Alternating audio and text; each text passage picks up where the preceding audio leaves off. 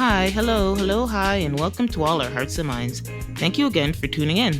We're here to discuss all things that have been on our hearts and minds, the good and the bad, the concerning and uplifting, or just straight talk. We're your hosts, Kimi, our passionate heart, Yeah, yeah. and me, Jeanette, our mind and chronic overthinker. Let's get into it. Yes. For the New Okay, Year's. Yes. yes. Now we're fully in 2 weeks in, really fully baked into 2024. Fully, that 2024 time is baked in. Yep. hmm So, how are you feeling? How's your week? Let's do our checkup. My week has been okay. The ending Mm, of it was kind of mm, rocky, but you know mm. what? That's okay. Keep it pushing. But other than that, you know what? I can't complain. It was okay.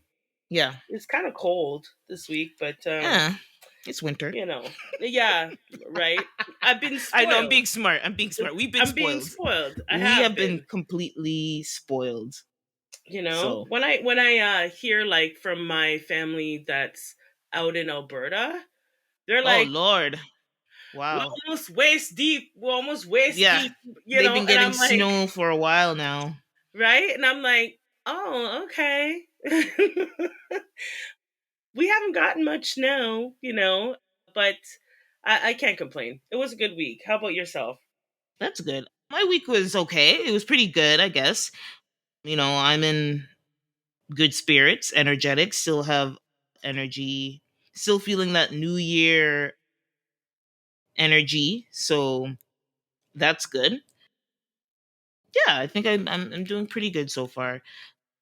And then to your point, so sometimes we always talk about, sometimes the combination. We live in Canada, so the combination of winter and then getting back to work off after the holiday, and there's just so many things. Then you're not as fine after the holiday. Your finances are a little bit shaky because you spend 100%. you Yes, spend so much. We spend a lot to try and make the holiday festive, right? It's exactly. that's it just I don't know. That's the cycle that the average person, I think, goes through around this time of the year.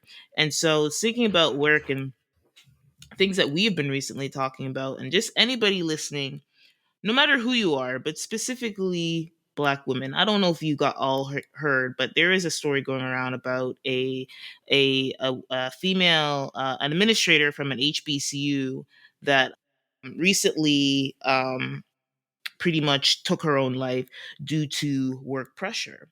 And there's a lot of people. I was like, "What is this story? Who's this woman? Like, I've never heard of this woman. Why is hmm this?" I was seeing it everywhere, and I didn't get it. So I finally decided to read about it earlier today.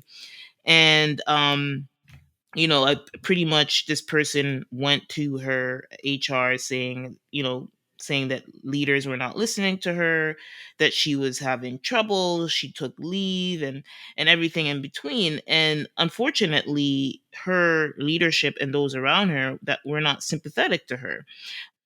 And essentially, you try to take the avenues that are available to you to, I guess, get better or find some safety and get hmm equilibrium, because sometimes Right?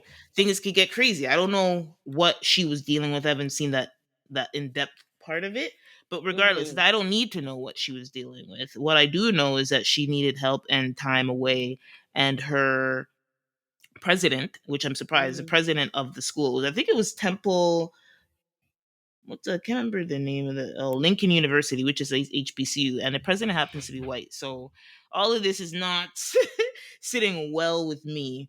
But the thing is, hmm what I'm taking away is that, say, Black women, say no, say no more, Right? say not today, say I'm leaving, say this is not for me.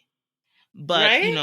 obviously, for leaders, when you're in a situation, it's most important is, like, I think more people feel more empowered to do that. Obviously, since the pandemic, we've talked about a lot of mental health and work culture and stuff. Yeah. So I feel like that's been kind of permeating for the past 3 or 4 years. And hmm I feel more now than ever people are more comfortable to advocate for themselves.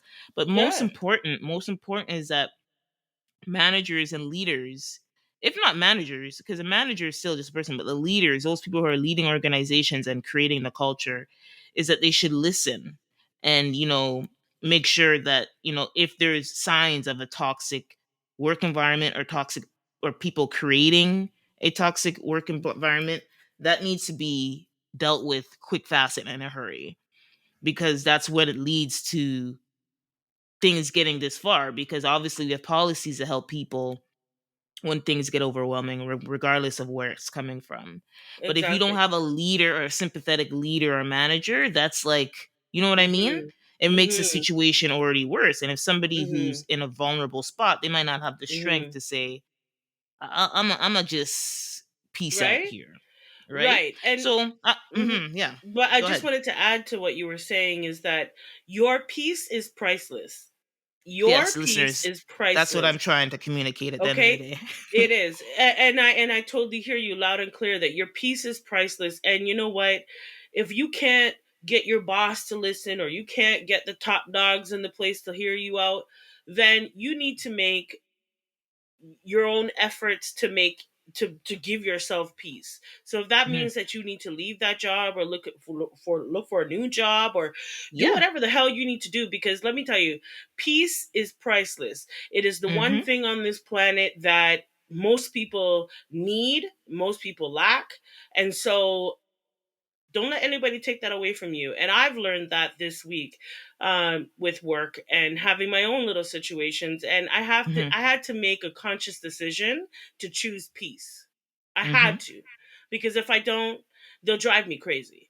And so I'm not going to allow anybody to take that from me. So just, it's sad to hear that this young woman didn't feel like she had any other alternative. Hmm. But you know what? It gives us something to learn, and that is your piece is so, so priceless. Don't let nobody take it from you. Yes, if it doesn't Fight serve tooth and you. nail for it if you have Yeah. to, you know? No, So, yeah, yeah, mhm. like, and essentially, like you said, like, peace is priority, and nothing is worth putting yourself, your health, mental or otherwise, in any type of jeopardy. If the place is Right? not serving you, if it's toxic, if it's making you literally physically ill, Right? do you know, don't let that bog you down. Yep. Find that exit plan and work on it. Yes. So Yes. just, it was a timely thing that I stumbled upon today, and I thought, so everybody listening, especially at this time of the year when everybody's reevaluating their situation, in your evaluation, consider this, consider your peace always, and foremost. Mhm. Okay, so we're in good spirits. Just wanted to share something, if anybody's not in good spirits while they're listening.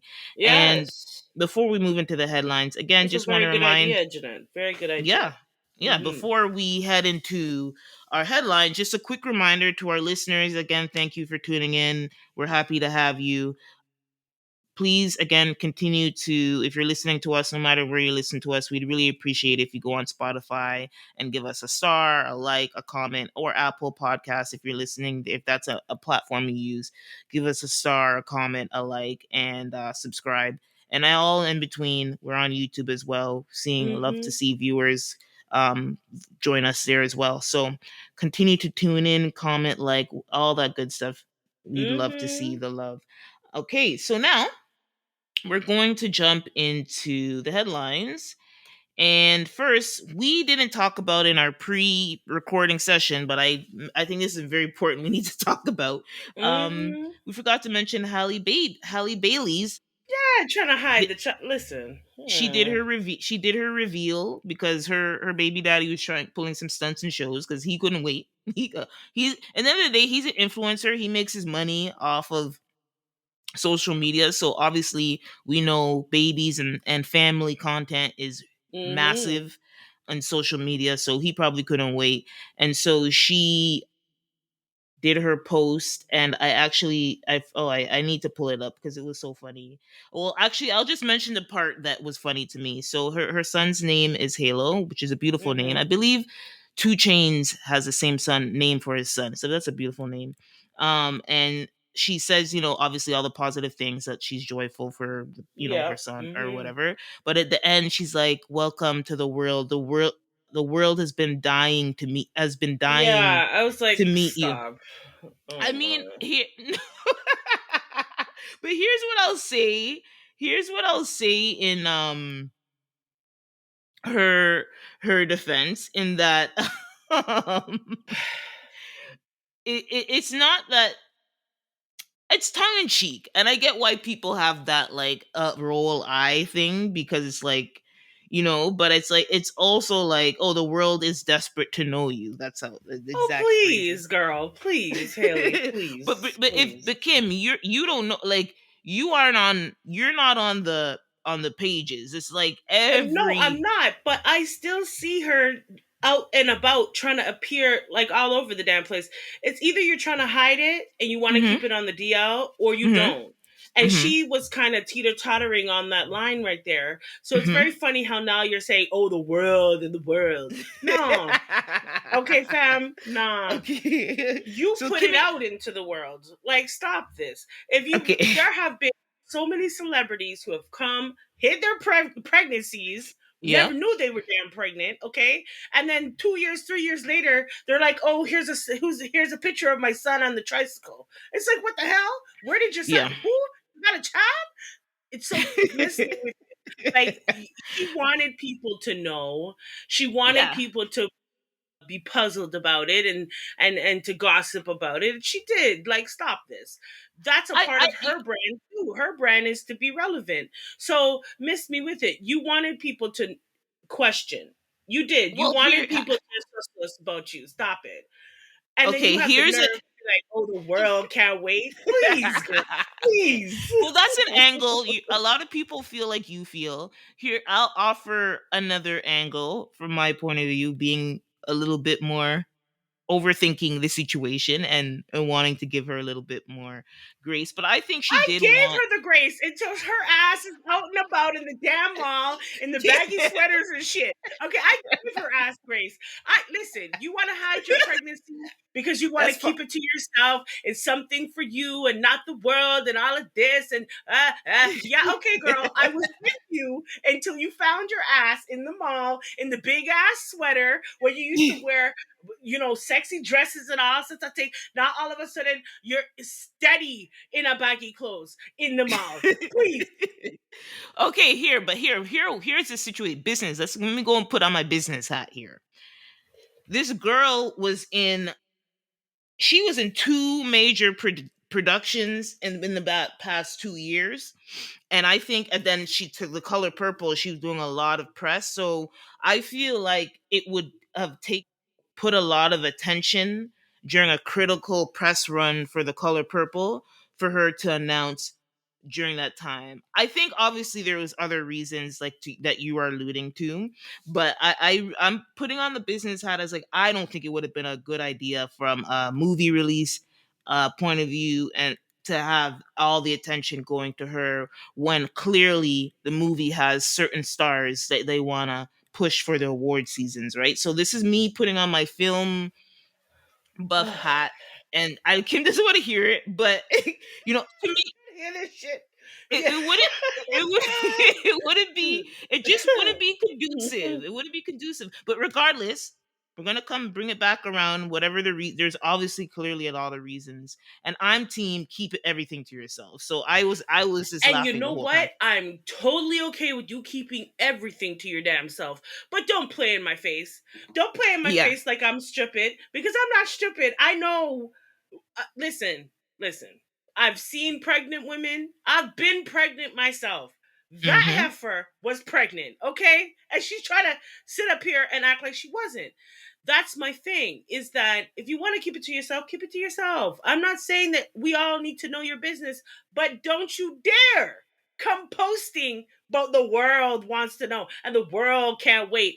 Miss me with it. You made it so that the world wanted to know. You kept it. Well, that's the thing, is that you trying to keep it on lock? I don't know. It didn't seem like it. It seemed like you wanted to give us little crumbs. I don't know. I think they tried. I think everybody around her really worked hard to keep that behind scenes because I've seen some video Yeah, of you her. had your sister out here in these streets lying, okay, defending you with your honor. Right? Like, come on, Okay, we'll man. move on. This is a touchy subject. Okay, like we'll Yeah, move it on. was too much theatrics to it if you wanted to keep it on the DL. Okay, so Okay? Shoot. congrats to her and her baby Yes, daddy congrats who's for you who's and already the boy. already Okay. he's already milking it, but whatever. You're damn right Congrats on a he's healthy milking it. And delivery. I think that's why she wanted to keep it on the DL. I Yeah, think that's why she wanted to keep it on the DL because everybody, including her fans, have said that this DDG guy is jealous of you and he is not good for you. But okay, love is blind, all of that. Okay. She stayed with the guy. But I think she didn't really know how to say to everybody, well, now I'm pregnant for the guy you guys don't like. I think that's what it was. I think she was I think trying to that played figure out a into it too. way. I think she's Hmm. trying to figure out a way, but once the child's here, there's no way to figure out. Like you just have to just say it at this point. Like people are gonna Well, yeah, at see this you. point. You can tell. Like she just had a baby. Like. Look at her breasts. Her breasts look like they're full of milk. Like stop this. I can't. I can't, Haley. Okay, But congratulations so to you. we're gonna jump for the birth announcement to the, I guess, reemergence. I don't know. I'm playing too much with trying to make this something, but anyway, our boy, Mr. Jonathan Majors. I don't know if he's my boy anymore. Actually, I take that back. But Jonathan Mm-hmm. Majors did his first interview, Good Morning America interview, since being convicted of those misdemeanors. And I don't know why he rushed to do this. I think he should have gave it at least a month. I think it was just been a couple of weeks, if not a full 2 weeks since he got convicted. So I think he should have gave it a little bit more time. But obviously he's in damage control mode. But the damage has wreaked for over a year, for about a year now, because this incident with happened in March 2023, and we just got it resolved pretty much at the beginning of this year, or close to the end of the year there. So he was on Good Morning America, and they were asking him questions about how, because the main thing why he was convicted is there was evidence of, his ex-girlfriend having, I don't know, it was like a cut behind her ear and a cut on her finger. Those are the two bodily Oh things that my were, god. I Well, know that were whatever. used. Like he also pointed out his like facial, yeah. So that, and then the day he got convicted because of those lacerations, believe it or not. But Which could have been from anything. Like, come on, yeah, man. anything. There was a lot of tussling going on, right? And so, but Yeah, but here's she my, could I have don't. all she could have her earring could have scratched the back of her ear. Yes, Like, come exactly. on, So man. here, I don't think I've ever said it on this show, on here, but personally, my POV on this is, and not no bias, because, and I'll say why I don't have any bias. Based on the case and the evidence and the video, he should not have been convicted of anything. That's my personal Yeah. opinion. However, with based on the incident that happened on this day, however, I feel that the court allowing them to play the videotapes and show text from previous incidences with Mm-hmm. his ex played a part in, I feel, him getting a conviction. And excuse me, but I don't, and in court of law that shouldn't work. We need to focus on the evidence, on the incident that brought this to the court right now. Them bringing out those old things, I feel, were, I was like, what is going on? It's like, is this like a circus? Like, but I clearly there was some additional vendetta. I'm not going to get into that, but why I'm not sympathetic is that he was clearly abusing the girl, like emotionally and He physically clearly based. had he what I've learned about Jonathan Majors is that you clearly have anger issues. Yes, yes, You clearly have anger issues. And you also don't realize you have a lot to lose. So I hope this has shown you that you do have a lot to lose.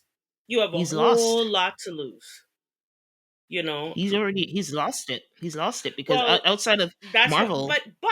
but because of how he was, with the charges that he did end up getting, Mhm. and the fact that he won't be going to jail, Mhm. okay, he can kind of resurrect his career because Yeah, but he I is a think he good needs to. actor. He He's is a good very good. actor, right? And Mhm. so the talent is going to take him a long time.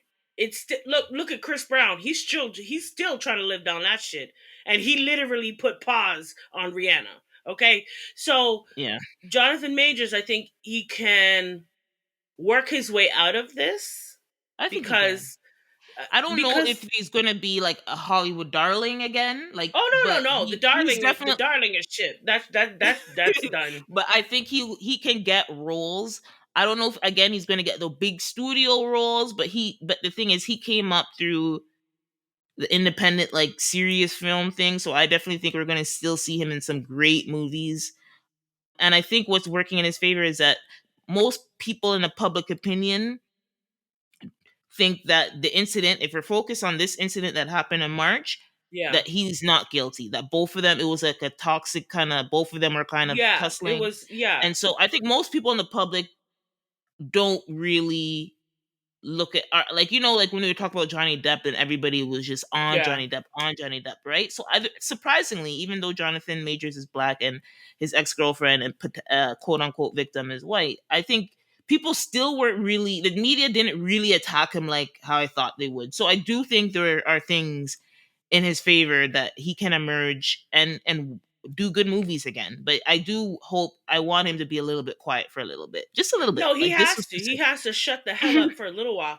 He has to go sit down someplace for a little while. And maybe that would be a good idea, especially if you take some anger management, yeah, and he should get do that. And yourself together, because they were pulling up stuff from your past that, yeah, it was like questionable. honestly shouldn't even exist. It shouldn't even Mm. be in your past. But everybody has one. Everybody has a past. So you need to go sit down someplace with Megan Good and build on that relationship or whatever. I don't know. For me, I just think that in the next few months this relationship will end that he has with Megan Good, and he will kind of go and seclude for himself for a little while by himself. And I think that's healthy for him, because you need to give people a break on hearing your name, because it's been attached to so much negativity. So hopefully he does do that. But I have a question for you. I Quick was going to question. ask you a question too. Okay, go ahead. Excuse me. Is it Are you a victim if you both play a part in a toxic relationship? Personally, for me, I'm going to say that it cancels. I know this. I don't know if this. I don't know if this is a fucked up thing to say, but honestly, No, like I if agree with you. if Uh-huh. both of y'all are tussling, I feel like it cancels each other out. Both it just cancels it. There's no victim. There's Yeah. no victim. If you're Mhm. both partaking in it, tit for tat, yeah, there's no victim. If you're both involved in this toxic relationship, how can there be a victim? Yeah. That's But my thing. Like, yeah. and let me caveat, like I said that, but let me caveat, like if this is something where it's constantly happening and it elevates to violence, is one thing to be an argument and like Mhm. somebody's tearing up the house or something, but it's another Right? thing if you're going to blows. Then if you're going to blows, then yeah, the dude is. I know this is double standing and double standard, and guys will hate to hear this, but then it's like kind of like, ew, buddy, I don't know, right? But Right. again, I in general, if we're just talking about general arguments between a couple and y'all get a little shifty, I'm just saying a Right? little like pushing and things like that. But I'm not talking about boxing and throwing like taking sharp Yeah. objects. But like, yeah, I think it cancels each other out straight up. Okay, here's my question. So I don't know if you saw. Did you see any of the clips of like the clips that were around of him in that interview? Did you see one or two of? Yes. Yes, I Do did you see some of the feel like clips. do you feel like you were getting an Oscar winning performance, or do you think it felt genuine? I think that he needs to rehearse. Good one. That's good. He That's a good needs one. to rehearse. You're a little rough around the edges from the last time you had a chance to act, because that wasn't good enough for the Grammys. That wasn't good enough for no award show out here. I felt like, are you serious? I think you should have just not done this interview. And then I, what killed me was Megan when they refer to the interviewer asks about the support for him and brings up Megan and she's in the room like Megan, girl, can you like get away from this situation? And he goes on, she's an angel, she's held me down, and I think he even references she's my Coretta, where everybody around the world groaned about that Coretta comment. It's like, yeah, your obsession with Coretta is very, disturbing. His and obsession so, with that woman. But anyhow, yeah, so Megan. Prayers to you, but good luck. What I will say to Megan though Mm. is, girlfriend, this is a red flag. This is like a red fucking This is a red bigger than a flag, flag. okay, that is being waved from Mount Everest. Okay. Okay? Like it's a red flag. You should see, and I don't know if he is your rebound guy, you're doing too much. Okay? This is If he's too your rebound much. guy. You just got divorced the other day. Mm. Okay? And now you're back up in these streets. Okay, this is a red flag, Megan, and I think you should pay attention. And I think that if anything, knock on wood, but if anything happens to her, I think the empathy that people will have for you will be very little. Mm. Very little. Because you sat there and watched what he did to another woman. You went Yeah. every day dressed to the nine, Mm-hmm. pretty as ever, to the damn courthouse and listened to the entire case. So I'm sorry, Megan, but the truth will be that if anything happens to you in this relationship, I don't want anything to happen to you Mm. at all. I think you're a beautiful spirit. However, people are going to be very, very, very, very tired of this man and your connection to him. And so their empathy is going to be next to none. They're going Mm. to say, this is what we were trying to warn you about. This is what we were trying to say. You're like, Black America's, Princess. princess. Yeah. And so we don't want anything to happen to you. And I think everybody has been in your ear and you've been ignoring everybody. So I hope to God that this man gets help and that he learns how to handle his anger and that he doesn't take it out on you. Because I think that people are going to lack empathy for you if anything happens. That's just the real truth. But you know what? They're going to be okay because they're already doing interviews. Like, shit. Yep. Shit. Okay, so we'll move on to another celebrity thing before we get into a couple of news things. Just a quick thing. So our boy Katt Williams did a I love you, Missy. Ah. was on another podcast interview. However, I was like, there was something weird about it when I was watching it. I couldn't put my finger on it. And then I realized what it was after when I figured out that the interview was pretty much old. So he was on Willie D's podcast. Willie D was a part of I think it's the Ghetto Boys. It's a Houston rap group. Mm-hmm. So he's a rapper based out of Houston, and Kat probably did the interview when his tour was in the city, right? Mm-hmm. Something I noticed right away, something I noticed right away when I watched the interview is Kat's energy is completely different than Club Shay Shay. Right. So it's a lot more low energy.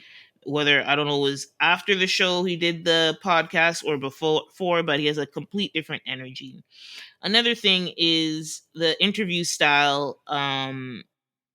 Like Willie D is more of a serious guy than Shannon Sharp. Shannon Sharp is jovial. He was cackling. He was like, even though he Mm-hmm. couldn't get through his questions or whatever, No, he not has like a even one. jovial type of energy. Obviously, Kat was giving him that energy as well. Mm-hmm. But yeah, Shannon Sharp is more. I don't know how to describe it, but he's more bubbly and jovial. Like he's like Right. he was laughing, he was chuckling that whole interview, and so Willie D comes across as very serious. Yeah, he Yeah. is kind of country as well with his way of speaking. So I could see Kat getting a little bit annoyed with the kind of questions that he was asking at one point, and he even refers to him as Vlad. If Oh anybody my knows God. DJ Vlad, everybody thinks DJ Vlad is an informer because he asked Sure is. Sure early on in is. like I don't remember which point in the interview he asked. The interview is definitely I think it's just over an hour. It's nowhere close to Club Shay Shay's interview as well. But he asked Mm-hmm. him here's a question that he refers to him as Vlad when he says he goes, "Oh Kat, you've been in Hollywood. What's one of the craziest things that you've seen in Hollywood? Like what's something the wildest things?" And Kat's like what? Like, why would you Right. ask me that, right? Right. So Please. that was like a kind of a cringe question. And another highlight is when Willie asks Kat about another comedian, Ali Sadiq, based there. That Ali Sadiq had a story about Katt Williams, and there was a little bit of a tiff. And Mhm. I personally didn't like how the guy was pushing to be like, oh, if I call him now, we result like he wanted to squash the beef because obviously it's a comedian from their hometown and maybe he wanted to like smooth things over and have a viral moment. But the fact that Willie D was trying to promote this as a viral moment is kind of a joke after me watching the interview, because the interview ends with literally Cat Williams saying this is a worse interview. He were asked the Wow. worst questions. He literally ends it like that. No So wonder he waited. yeah, but oh, so here's what I was gonna say. So I looked up. So it looks like Cat Williams was there early September. So that's probably around the time they recorded. So he held on to this interview. He recorded it in September. Wow. So now I don't feel bad for this guy. It's like, so this interview on Willie D's channel has 5.7 million, and it's just off the back Mm-mm. of Shannon Sharp's interview. Like everybody's hungry for Cat Mm-mm. Williams content right now. Anything that has Everybody. anybody who has Anybody the who will name Cat get their in hands on their it. video right now, and there's so much content with Cat Williams on YouTube, it's like crazy. But I get it. The algorithm is favoring those type of videos. So yeah, so he was on there, and some of the follow up things that we wanted since the interview, since we last talked about that epic interview, it was a video of Ricky Smiley. He was on a live and he suddenly burst out crying, which Oh God. personally I didn't have any sympathy for him. None Like at all. I don't know if Mm. I don't think he was purposely trying to get sympathy. I don't know if he was trying to purposely get sympathy or what, but it was just really corny and just pretty much reiterated Kat's thoughts and opinion of you. So he needs to try and get that scrubbed off the internet ASAP, as far as Yeah, I'm he concerned. he totally he totally put validity to what Cat Yeah, Williams that's was all saying. that video served to Yeah. do. And here's me, when I was bringing it up with Kimmy at like when we were talking about the show, I was very unsympathetic, but you know, or of thinking he did it on purpose. Even if he didn't do it on purpose, like his face is puffy even when he's making the coffee. If you see that Yep. video, he's crying, and his face clearly looks like he was already crying even before recording Right. whatever that going on his live. Right. Right? He looked Right. to me, he looked like somebody who was already probably crying already, more than less. Like he's making his coffee somberly, and then he goes off screen to kind of can't contain himself anymore, and he falls Yeah. apart. And any normal Make sure we pull circumstances, out record. But yeah, okay. right? And the Mhm. record is supposed for me, like delete that shit, buddy. So anyway, so there was that, and then I think I don't know if we talked. I think maybe we talked about this already with the what's his name, Ice Cube, pretty much confirming Cat's story. Besides like just clearing up that there was no rape scene in the original script. Mhm. Fine, he had, like you said, that's a business move. He had to do that to protect his brand as a movie Immediately. maker. Yeah. Mhm. So pretty much that still continues, and Hmm. we'll see. But that the cat train is still running as far as I can Yes, see. and it's well over, 40 million people who have Oh yeah, I think it's 40 or who more than 45 last time I yeah, checked. who's tuning in and watching this. And to be quite honest, most movies right nowadays are about 2.5 hours. Yeah, Well, Cat Williams, you done made a damn movie because yeah. everybody is turning in to your 2 hour and 45 minute interview, and it's 40 something odd million, 45 odd million people who are tuning in. And I can say for positive, I've seen it at least 3 times. At least Yeah, three I've, times. I've seen So, it 2 times. you know, for me, I think Cat Williams, he opened up a can of worms, and like between him and Cassie, Jesus. Woo! Black Hollywood is underneath the jail. Okay? Woo! It's Black underneath the jail. Hollywood, boy, this is gonna be an Jesus. interesting year. I think Surviving Diddy, that production's gonna start sometime in 2023. I'm still waiting for it. It's gonna happen. Right? Like, jeez. Okay, so we'll move on to some interesting news out of New York. There was a story that broke out in New York, in Brooklyn, in the Hasidic community in Brooklyn, where there is a temple or headquarters there for the community that had some, they found some tunnels. And so there's an Mhm. altercation. The government or the city brought some underground tunnels that aren't supposed to be there. They're not legal, they're not safe.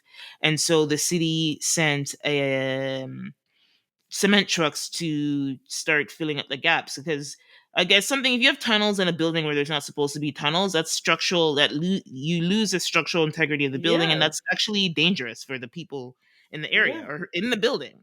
Yeah. But I read a little bit of this story to get more context, because what the viral video that's going around is, they're in the temple and the police are there trying to clear people out so they can, get things going with the fixing the holes and stuff like that. And we see a lot of they, I want to address the headers. We're seeing students and we need to do some code switching going on here. These are, calling these men students, and they're fighting because maybe these are the people who wanted the tunnels, because they say that they want to expand the place because it's not big enough for the people who use that area, that room, that particular room, that their study hall or something like that, right? Right. And so there is basically, the video is quite alarming, because you see all these people fighting the police, literally fighting the police, throwing books, throwing desks, throwing chairs. And it's like, the interesting thing for me, whatever the politics or the reasoning in this community why they did this, even though it's not safe for the Mhm. people in the building, is it's like, oh, I noticed that, like, the police, there's like literal no aggression from the police at all. Not a spray, not a tase, not Right? even a baton in the hand. Right? Nothing threatening about the police at all. And that's so nice and refreshing to see. But unfortunately, the thing that doesn't sit well with my soul Right? is that, let that be some black people. Say it again. Mhm. Let that be some Arabic people. Let that even be some Hispanic people. Complete different Okay. body language from the police. So I for that reason alone, obviously it's a commotion and some negative thing going on, but that really, and the fact that you call them students when they're big ass grown ass men, I didn't sit well for listen. me. I had to go and take. I had to go because I didn't know about this until you told me, and I had to Mm, go take a look see. And I looked at the tunnel, and I was like, "What the hell? This is a whole flipping like. Where's this tunnel going to? Why is this tunnel has not been filled in yet? Right?"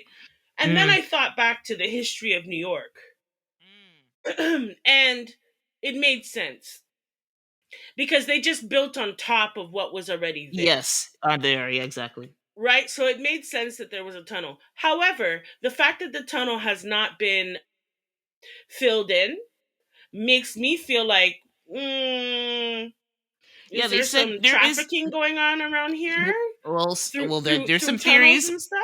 Like I don't know about that. We're gonna be careful with that, but there, obviously, the tin foil hat people have gone Yeah, that my hat direction. was tingling. And for me, I was like, the fact that it hasn't been filled in and there's a whole the Jewish people temple on top of it. I Mhm. was like, Anyways, I'm not going to go there with my conspiracy theories because they But do formulate rather quickly for me. yeah, but But here's why those theories are coming up. And again, there's no validity. I don't see that. I don't see evidence of that. I don't know, but it was everybody. It's That's why this story has gotten a lot of traction, particularly on social. I haven't really seen. I don't watch well, TV, so I don't know and if I it's on can see TV. why because you're building something on top of Mm, something that's not structurally sound. yes. So you're going to have people, contractors, who are going to come in who okay when that actual temple was built on top of that the underground tunnel Hmm. there had to have been contractors there had to have been people to come in and see the structural stability of putting something on top of these tunnels Mm, so I'm sorry, but I don't believe that this is the first that everybody's found out about these tunnels. I No, think no, yeah. So I we actually read up on right. this. So I was gonna Hmm. give you some context. So I read up a little bit more into it because I'm like, just how could this can't be the first time, Right? like, right? So Nah. essentially, for this particular headquarters, it's a sect of the Hasidic, religion, and Hmm. so they had these tunnels created by an older somebody who used to be the leader. So he was an old leader, and he's highly revered by a sect of the students. So, or the people in the community of this movement, Hmm. right? And so they wanted to create a expansion of the place, and it was always on the plans to expand the place. And this guy led this movement, and he's actually with this. It's so extreme that these extreme group of students think he's like a messiah. So there's like, there's a little bit more going on to this that's making it is creating a lot of lore around the story. And so that's why the students were so gung-ho in terms of fighting the police and fighting this. There's a certain group of the people in Yeah. this Well, movement. as you said, that could not Mm, be okay. Black people. It just couldn't be because the no. whole place would have been raided. Half of the precinct would have been down there. We had would have had tear gas. Such a thing. The response, yeah. When I saw the response, I was like, really? Yeah, so we'll see, but yeah, to your point, this has been a years, and they've known about the tunnel for years. But Exactly. And the the fact that it's city, not been filled in yeah, makes the me city wonder. finally drew the line and said, "This is the day we're going to fill it in," and then this is where the commotion came in. But like, there's been some type of with the internal, I guess, tension within the movement itself, right? And obviously the city because of Right. the safety issues. But anyway, we'll see where Hmm. this story goes, and hopefully they do fill it in. We'll I see don't where the know. tunnel leads to. Yeah, Hmm. we don't know. It's just very mysterious. So we'll move on to the Golden Globes, something a little more fun. Yes. The Golden Globes were last week. It was Sunday. We record Saturday, so we couldn't talk about it Hmm. on our last episode. And so it's interesting. They say it's so funny. Okay, the biggest highlight, okay, headline of the Golden Globes outside of, celebrating the movies and the performers Hmm. was Joe Coy. He's a comedian. He's a Filipino American comedian. I Yeah, think he's he's funny funny. as hell, man. He's I think he's funny. funny. I don't know if you're not exposed to Filipino culture. I don't know how funny you find him, but because Yeah, I yeah, grew you, up, yeah, because a yeah, lot of his yeah, why I find him so funny is his connection to the Filipino community. And as you and I both grew up in a community with a lot of Filipino people. We went to yeah, school with a lot of Filipino people, yeah. so it's like like his jokes, like literally, I get They it. hit. So They hit. they hit. 100%. They Oh, hit, you man. said it perfectly. So Joe Coy pretty much, as far as the media is saying, bombed, right? But I think, I've seen some of the clips. I've seen like majority of the opening. I heard people laughing. I think people are making it look worse than it is, but he also kind of made it like, never, there's that saying, never see them sweat. Never let them see you sweat. Right. And they caught him sweating because at midway, when there's like a joke he does that kind of falls flat, he kind of goes, he's like, listen guys, listen, I got this gig 10 days ago, and these writers, most of these jokes are from the writers, and the ones that you're laughing at are the ones I wrote. I was like, ouch. Yeah. Because Then you should have just went with that, you know. you threw the writers under the bus, my guy. Like, Yeah. you have Well, to you know, right? Yeah. Sorry. No, but that doesn't help you, because at the end of the day, you're the one who's delivering the jokes, right? And then remember, this is a culture. This isn't like regular stand up. You are a host on an award show, and Right. an award show for TVs and movies, an award show for TVs and movies in an industry where the writers just got off a strike. You feel Right. me? Where it's like it was to me personally, what I know and understand, that was in complete bad taste, and it makes you look weak as a comedian, because it's like you couldn't take the pressure of bombing a little bit, right? It's always awkward when the me personally, I always find the opening monologue cringy because usually it is a comedian just fucking roasting the hell out of that room, right? Right? So it's always a little bit cringy. Whether I'm at home and I'm like, that is actually funny, but it's kind of cringy to watch, right? Like Ricky Gervais or Chris Rock. Yeah. And or versus this guy who it's like he couldn't handle not getting the he got a few weird looks and he just threw the writers under the bus. Well, here's the thing is that I feel like a part of being a comedian Hmm. in the last little while of especially due to Katt Williams, like Yeah.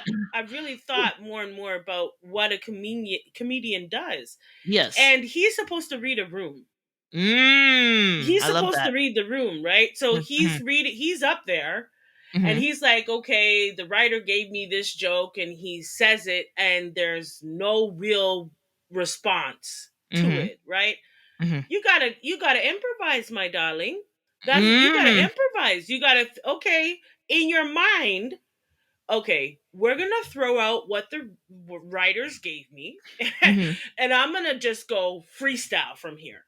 You know, that's a part of being a performer. You have to be able to read the room. You have to be able to assess what's going on, that people are not, they're not, taking to these jokes. And you have to be quick on your feet and you have to be able to switch it up. Switch it up. So you don't need to tell nobody about what the writers did. Mm. Nobody needed to know that. Yeah, if that's you where. if if Mhm. you were a really good, and I'm saying, hold on now, don't nobody come for me, because I feel like Joe is a good comedian. I think he can really command a room, and I think culturally he's funny as hell. He's Yeah, funny as hell if you understand the Filipino culture. Just let's yeah. put So that out there. I didn't want to say it, but even though I'm gonna put it I out think there he's, because if you don't yeah. understand the Filipino culture, you won't understand where he's coming from, So and a lot of the yeah, jokes won't hit. But if you do yeah. understand, you'll be on your belly laughing, rolling around on the floor. But I think where he made the mistake, right, was that he's the comedian. Who cares what they write for you? You should read the room, assess Mm, where the jokes are hitting and where they're mm. not, real quick and in a hurry. And if you needed to, you need to just ditch what they've given you and go with what you know. Yeah, I love what you just said. You have to know that's the difference between good and being great. Personally, yeah, I'm sorry. yeah, yeah, It's the yeah. truth.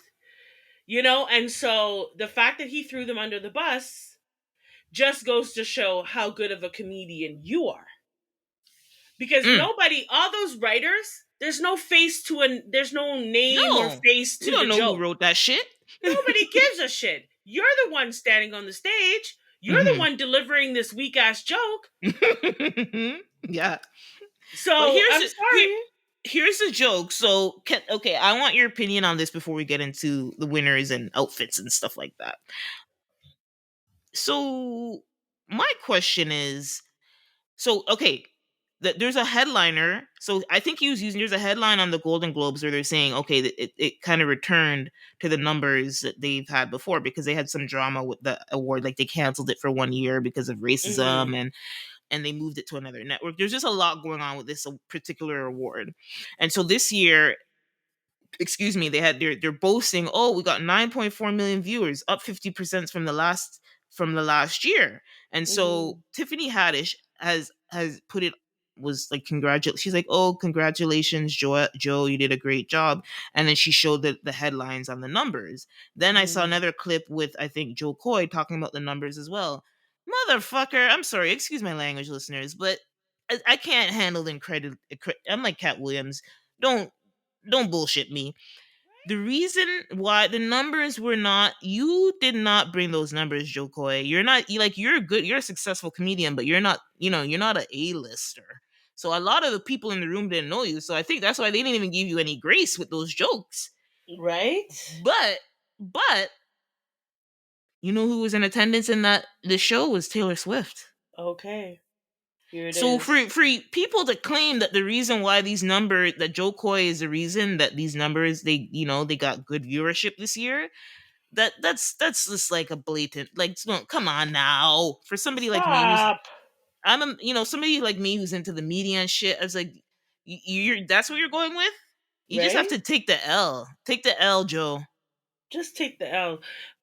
But no, see, and that's one thing culturally, if you know a lot of Filipino people, don't come for me, listeners who are Filipino. I'm sorry. This is just my observation. Okay. I've been around tons of Filipino people. Some of my closest friends were Filipino at one point, but they'll throw you the fuck underneath the bus. Okay. Oh They will shit. throw you so far underneath the bus. Oh I'm no. sorry. That's my experience with a lot of Filipino people. If they are not doing well or they're failing at something, they tend not to look at self and they tend to push the blame outward. And I think that's what he did. That's what he did. He blamed other people. You're the one on the stage, Joe. Sorry.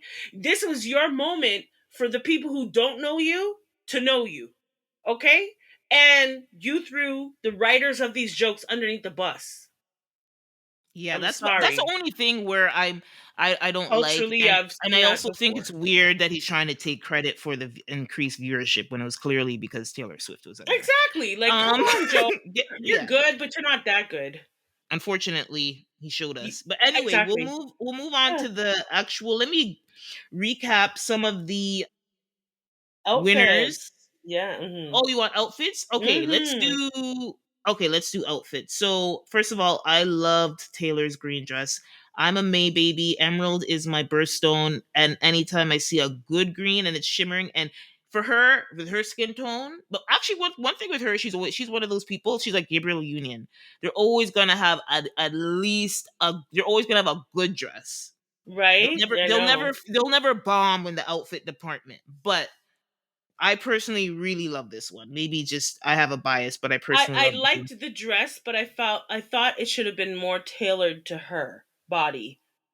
I Oh, thought there was parts of it that didn't look very tailored to her. I get what you're saying. She seems shapeless, which Yeah, I mean she's shapeless. Sorry, yes, but I mean Taylor, I said so. I but mean the dress. This dress is shapeless. I'm not talking about and her. The dress. no, I am talking about her. She is shapeless, and then when you throw on a dress that doesn't emphasize the curves that you have, it looks shapeless. It was a Mm. great color. The dress itself, the structure of the dress, and how it came together. It was nice. I like the shimmering. However, on her, I felt like it needed to be tailored just a little bit more.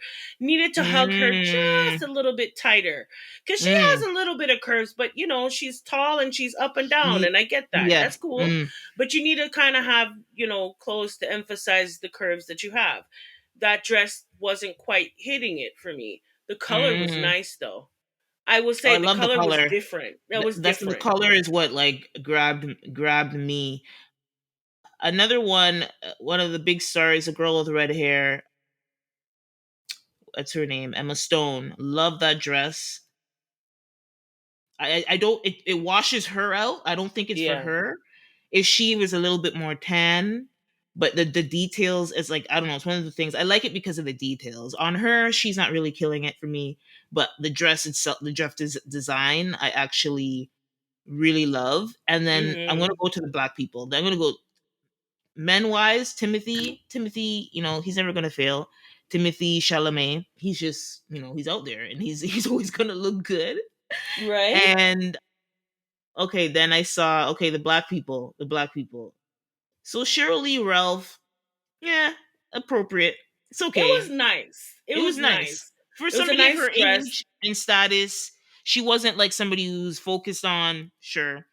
And then Janelle James, it's funny. Her and Janelle James have the same color. They work on the same show, but Janelle James, it's different, and Yes. it's Yes, it different. was. I don't know if I love it, but hey, it's she's definitely standing out, and she's filling out the dress nice. Okay, men, I black thought men. Common looked cute. You saw Common? Common? I didn't see a picture of Common. Was Common at the Common? goal. Yeah, I thought it was Common. Or Let maybe me I look. saw the picture too No, quickly. you could have saw him, but maybe the site that I was on, I didn't see. He's always solid. Like I don't think he's He's a usually solid guy. No, he is solid like usually. he's a suit and tie. He didn't like I like when they take a little step out of the comfort zone. A little. I know it can get crazy. Like Lenny And then Kravitz. Well, Lenny, I actually Lenny is so petite, but I like it for him because it's Lenny. John Baptiste. I think yeah, that's like more. That's more when I mean step out of the normal. Like you do, yeah, you're wearing a suit, but you and Timothy, like you have a little something razzle dazzle. right. I know men's fashion is kind of boring, but It's boring, and if you get too out there, then we're like, what is this? But I think those guys still kept it tasteful. what did you think about Fantasia's dress? Oh, that's it. Oh, I think it's Gucci. Yes. Let me. I know the dress. I don't have it in front of me. I'm pulling it up, but I know it. I need to before I critique it. I need to see the dress again. So I'm actually gonna. I need it in front of me, but I know it's like a blue. It's like a classic upper body. Then it has a late blue and white lace Well, at the it was the bottom, right? part in between for me. It was like I liked the color scheme of her Yes, I dress. do like the colors. Yeah. The color scheme was nice, right? Hmm. But I just felt like the white part or like the Oh, okay. silver Yes, part, that you're exactly right. That is a part that makes it. It just. I'm like. it So looked I'm here like think. it looked like Mhm. a dress that you would get from a mall. Like it just threw the entire dress off for me. And like the bottom part, I liked it, but I thought Mhm. that they should have brought it right to where the black started. Like I just and maybe somehow with a trim of that silver. Like I just Mm. think I'm trying to see the designer, but okay, so you see, you know what? When I was think good thing I looked at the picture because when I was imagining it, I was thinking the lilac came up under the black, and that there was like a white tuft under the lilac, but it was the other way around. And I hate this. It makes it look so cheap. I hate it. Like I guess it's trying to emphasize her shape, which she looks yeah, amazing. but it didn't hit, man. It It didn't didn't hit. hit. No, it did not. It Because did not Fantasia hit. has been knocking out the fashion as of late. Ooh, girl! Like we didn't even She talk about that. Who is her stylist in the last 6 months? Who the hell Who? is styling this girl? Like for real, for I real. need to know. She needs to drop a name because like that person is like a star. Like this that whoever like she. And if you tell me it's you, Fantasia, Fantasia, you need to get into fashion, my dear. If Mm, you're styling yourself, I don't because think she's you've styling been herself. Mm-mm. well, I know she's probably not. But if she were to throw a curveball and tell Mm, me that she's styling her own self, hmm. wow, I Wow. would be really impressed. But whoever styled you into this dress right here, yeah, they didn't quite hit it right. I think the black part looks really I love it. sophisticated. I love I it. It's love it. appropriate for the occasion. So appropriate, even with the gloves and all. But it Mm-hmm. what got me was this division in between the black and the like the bluish part or I the appreciate the lavender attempt. part. I like what they're trying to do, but I think it cheapens the dress. I thought it looked so cheap.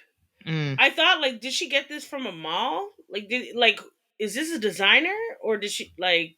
I Yeah, don't because I know. was on her Instagram, and the article that I saw didn't have the name, which is already a bad.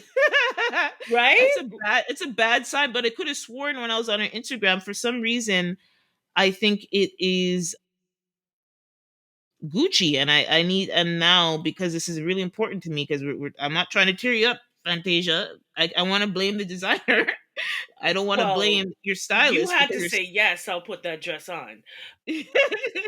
or whoever like styling you said, yeah, put it on, girl. Yes.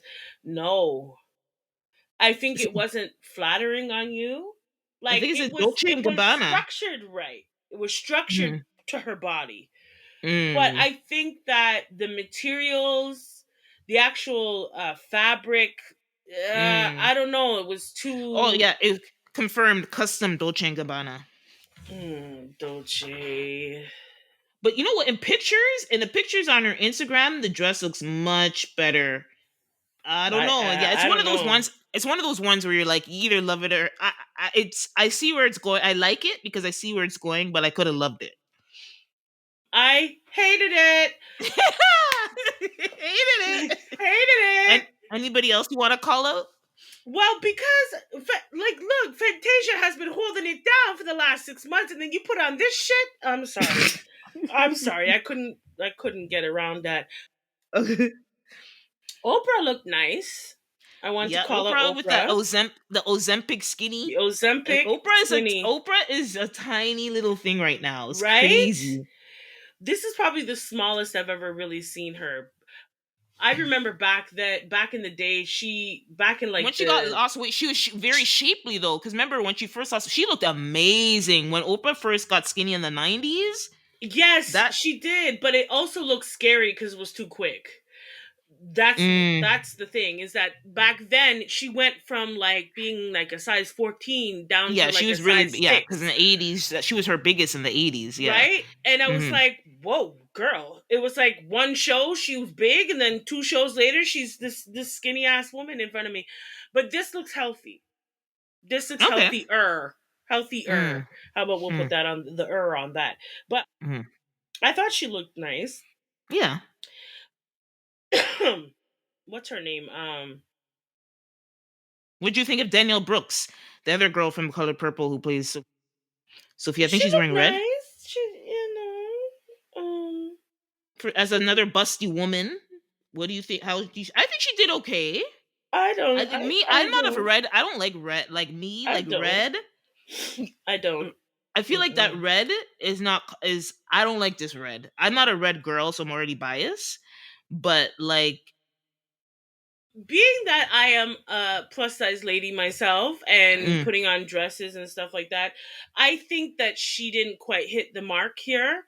And the mm, only reason why I say that is when you look like your boobs are about to spill out the dress, it's not mm, for you. okay, as a rule of thumb.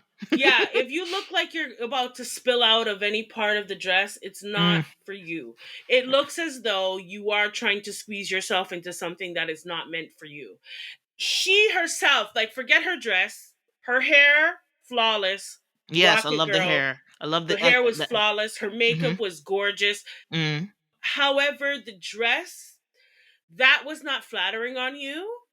And if you have big, you're a big chested woman, because I mhm, am, mhm. try to find dresses that you can hike them babies up, because it can almost make your silhouette look smaller if you're able to pull those girls up because of the type of dress that she was You know what? Now wearing. I'm looking at it closer because the original photo I looked at, it was like far further away. Looking at it closer, yeah, see, because if they lifted her, secured her a little bit more, that would cinch in her. Cinch. Right. Yeah, I see. You Yeah, now I'm said it. seeing. Hmm. It would have cinched her in and made her look snatched. You understand? And yeah, that didn't quite make it here. But that's okay. I mean, you're going to live and you learn. I mean, I have big breasts too, and that's always a problem of finding dresses that are strapless that can hold me and make me feel secure and not have spillage. Mm. And it takes a certain type of fabric, it takes a certain type of dress, and this wasn't it. But that's okay. We're gonna live and we're Yeah, gonna learn. I'm gonna learn. Okay, so let's go to the winners, and then I think we can wrap up. Oh no, I don't know. We might have to. I feel like our timing wise, okay. We're still okay timing wise. All right. But So wait, before we go, I wanted to ask you about your girl, Issa. I, you know what's weird? Everybody was saying they loved it, but I'm like, I thought it looked too matronly. I thought it I looked was too like, matronly. I was like, and also it's like I with because it looks like a rosy gold. I don't know the tone. If it was more the tone of the gold, I feel is like is it's just not making her pop. Like if it was like a more yellow gold, maybe I'd love it, or more like you know what I mean. This yeah. particular tone, I don't like. I love the detail and everything, but I just think on her, I don't. I like I think she needed to add like a drop neck or something. It or even being right up even to a your neck, or even if she like had a clutch, a different color clutch, some something, because it just some. looks so monotone. Yeah, It looked matronly. everybody It loves it, did. and I didn't personally. I'm like, I don't love boring. it at all. I think that No. she's dressed a lot better in the past. I'm Oh yeah. sorry. But and Angela Bassett, I must call her Ooh, out because she's ooh, a Miss Angela. fine, fine woman. This woman never fails. She never fails. Okay, 60 plus. I don't even know. 65. She Never must be fails. damn. She's like well into her mid 60s now. I don't even, how the hell old is Angela Bassett? Because goddamn. Never fails. She always hits. Always. Every time this woman walks down a red carpet, she looks damn good. And whoever Hmm. the hell is styling her, they've been styling her wicked for years. Yeah, Decade almost. Okay? Like Angela Bassett, you just like, honestly, girl, I don't know what the hell you're doing, but keep you look doing it. damn good. You're You look good. 65. Yes, I 65 had to years. mention her because she looks sleek. She looked sleek. She looked young. She looked Mm. vibrant.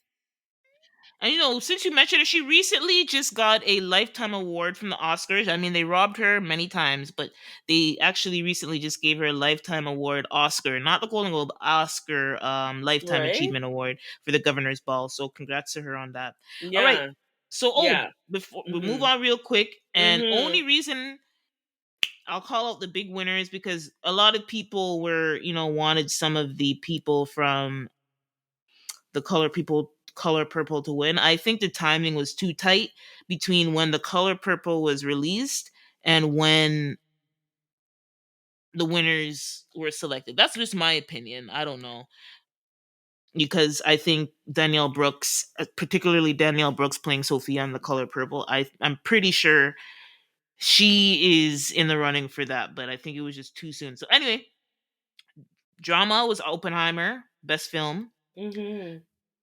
Best comedy film, Poor Things. I wanna watch that. I haven't seen it. That's Emma Stone. Let's see the ones where Fantasia and Danielle Brooks were.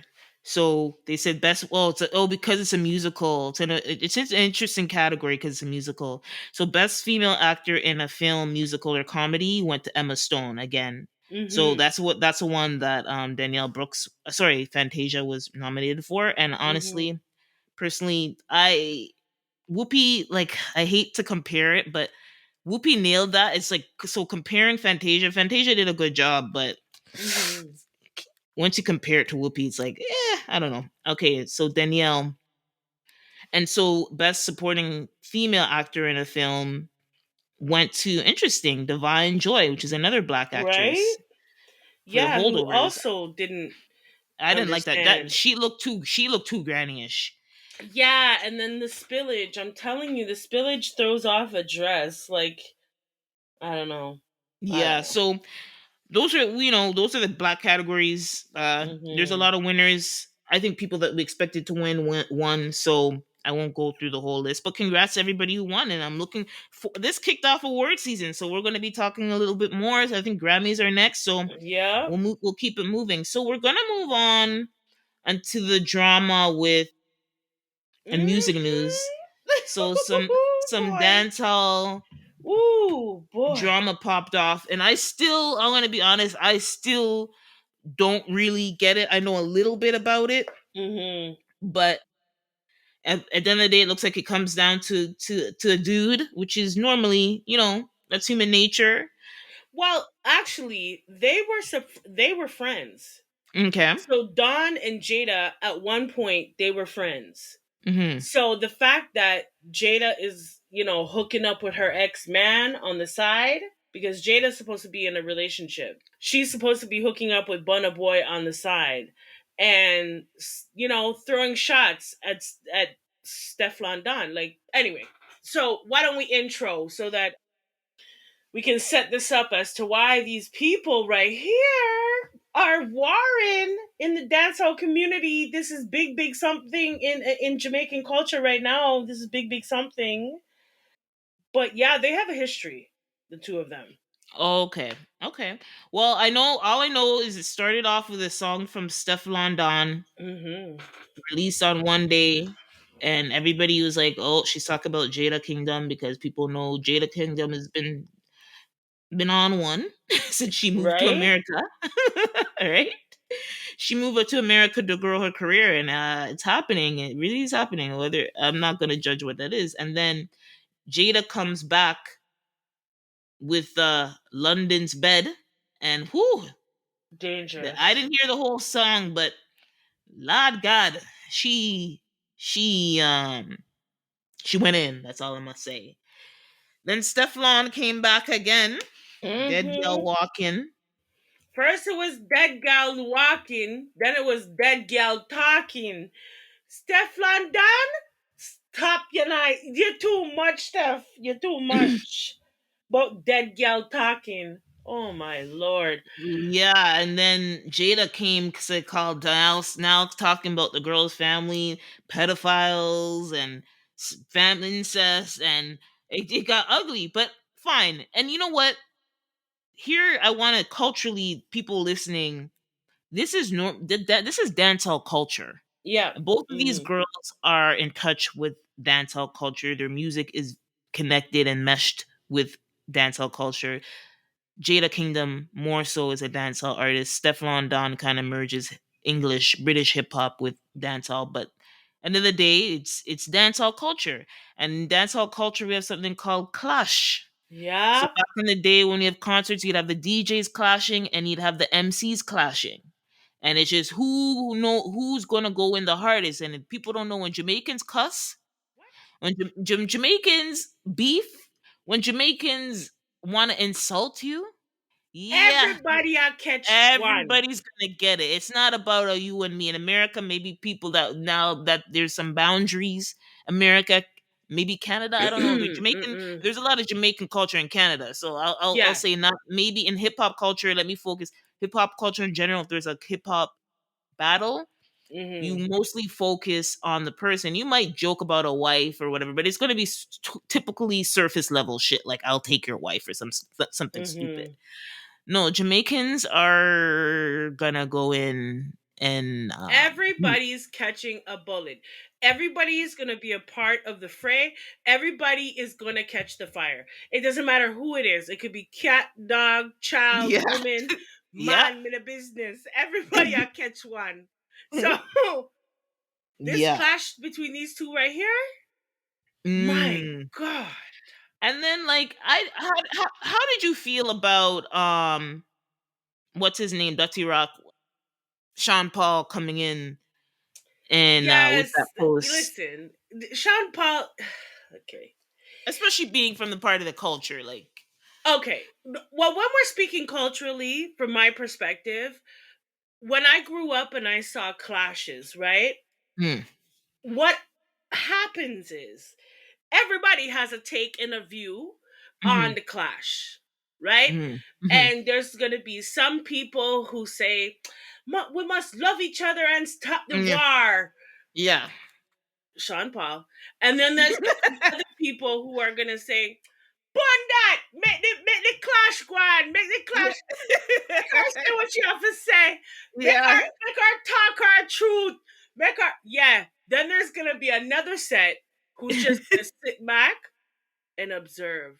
Mm. That I'm telling you, there's three different categories you'll fall in when it comes to a Jamaican clash. And sorry, Sean Paul. Yes, we love each other, and yeah, we know that. But these people are going for the jugular.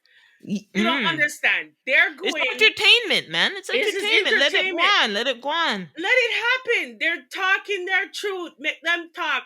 And in the same breath, they're giving each other, you know, Views, propelling hey, each other yeah. forward in their careers because Mm-hmm. they're showing lyrically their talents, right? So yeah, Sean Paul, yeah. Until it's you, Sean Paul. Until it's you. Okay? Because when it's you, then you're gonna wanna war. You're gonna wanna clash. You're gonna wanna, yeah, enough with the thing where you talk. Listen, Sean Paul, go sit down someplace. These two girls right here are going for the jugulars. They don't business. But what I will say is these are two talented women. Mm. These women are talented. Now, Jada Kingdom, she's new to me. She's new Yeah. to me. But Stefflon Don, I've been checking for Stefflon Don long time. She's been out in this game for a long time, and she's had some real bangers that we can Yeah. I've identify been her. knowing her. Yeah, I like her music. But way before these big bangers, she has been on her grind, and this girl can rhyme. This Mm-hmm. girl can rhyme. There's so many songs of hers that I have come across because once I came across her once, and I saw how wicked her flow was, I said, let me go and see more about this girl. And I looked into like from the very beginning of her career, and she has some serious skills. Now, I'm not going to say that Jada doesn't. She has some skills too. Oh yeah. But the difference with Jada for me is that she's quite okay with being, being a Yeah, I know. Yeah. she's quite okay with being a little whore. If you want to say it's true, She's she's okay with quite her whole okay. status. She's okay with her whole status. Yes, she's in the whole status and she's quite okay. And she'll tell you about her whoreness and she'll tell you how much her front costs. Okay? So, and I can't really rock with that too tough, But hey, she knows who she is. She's not trying to be someone she's not. And she's Hmm. she's very honest, which I Yes. can give her, right? These two girls literally dragged up every dark, deep family secret that they Yeah. could find. Okay? So I started to have to do some, investigation. And these two girls were friends at one point. And so, Jada and Stefflon would part at each other's house. It wasn't just an industry friend, it was someone who they actually thought they were friends. And so when their relationship, kind of dispersed and things, that when you're friends with people, you find out things about each other, right? And you learn things about each other. And these two girls left nothing to the imagination. They made sure every detail they found out about each other in their friendship was upon blast. They said everything. They talked about sexual abuse in each other's family. Hmm. This one I dash baby belly, and this one I do this, and listen, they're keeping track of each other's front. Like, honestly, this was like, honestly, I haven't had a clash this good in a while. Okay, in a while, and it's causing big havoc. Everybody is talking about it in the Jamaican culture, Oh as they yeah. should. Now, with Stefflon, she is actually born in Kingston, Jamaica. She's actually Okay. from Jamaica. She's born in Kingston, Jamaica. But like most people, just like our families, they go abroad. And one of the places that they either go to is Canada or England. So she end up in England. So you can see that hip hop culture kind of invaded her, Oh her no. culture. Okay, correction. I just went because I'm pretty sure she was biracial. She's actually She's born. not. Both of her parents are from Jamaica. She was born. Oh yeah, but she was born in England. She's born in Kingston, Jamaica. She But even said that in the clash. How come Wikipedia says is You can't go England? by Wikipedia when you can edit Wikipedia. True. You can't go I by that. I agree. I agree. If I can edit it, I can't go by it. So, so straight. But even Stefflon says, I'm born in Kingston, Jamaica. So, Okay. but she probably was very young when she went to England. So, Mm. anyway, the things that these two are drawing on each other is just, my God. I listened to Dead Gal Walking and I was just like, Stefflon, your flow, forget what you're saying. She changed up her cadence about 3 or 4 times. Mhm. She changed up her flow both 3 4 times. She changed up how she attacked Jada. She changed it up so many times. She attacked her from her head top to her foot bottom. You understand? And then Jada, yes, she came back. She came back with a vengeance. Mhm. What I think is going to be really curious to see is how this all resolves. Yeah. Because we've seen in past clashes, right, that they all of a sudden become friends. Mhm. You know, um, I mean, after these, what the back this back and forth? Ooh, I don't know. I would never be your friend. You would never ever be around me again. But one thing I did want to mention because it was a big topic that it's been said that Burna Boy has bought Jada a Birkin bag and all things. Yeah. Yeah, Yeah. right. Well, Stefflon Don said Birkin doesn't move me. Okay, them things don't move me. What move me is property, and I have lots. So I'll come, you're coming. So honestly, I just want to mention with Burna Boy, he has had things to say to diss Stefflon Don as well. But I think it's just been a back and forth between the two, Burna Boy and Stefflon. I think their relationship, you've been together with him for a while. It doesn't just end just so. And it was a Mm, back and forth, and in the back and forth, he was with Jada and buying Birkins and thing.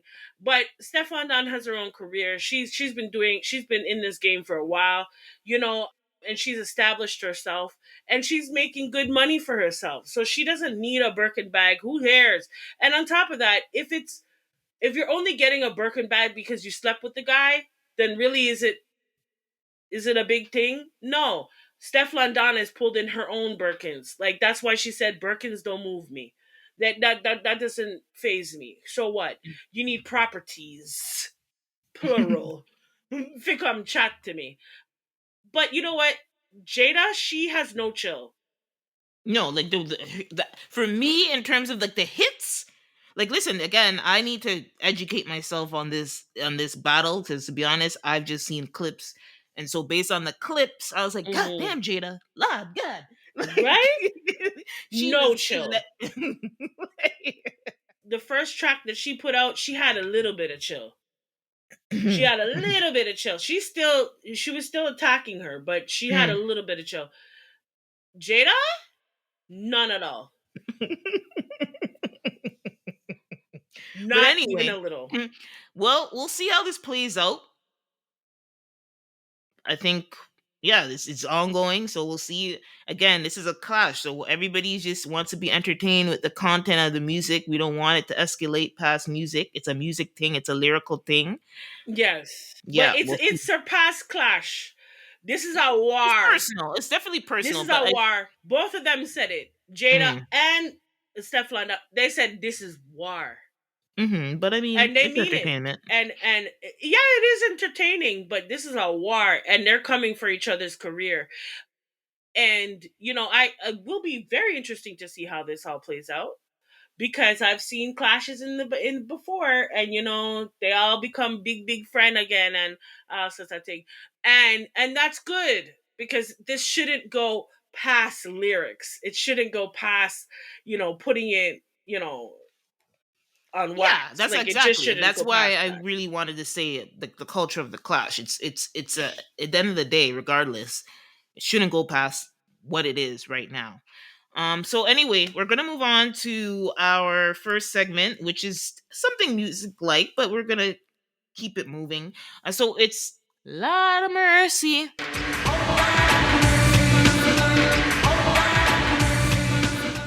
Lord have mercy, Jesus. Hallelujah.